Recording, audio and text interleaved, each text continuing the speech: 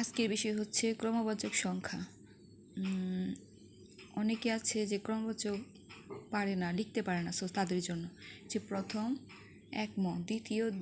2 অন্তস্থ অ, তৃতীয় 3 অন্তস্থ অ, চতুর্থ 4 থয় রেফ, পঞ্চম 5 ম, ষষ্ঠ 6 মূর্ধন্যস্বর ঠ, সপ্তম 7 ম,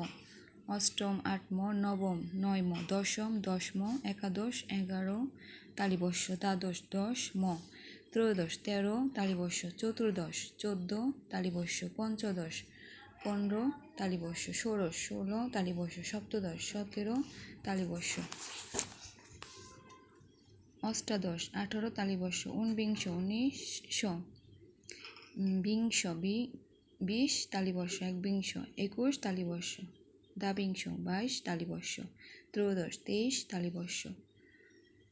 সো এইভাবে আমাদের তালিবর্ষ লাগালি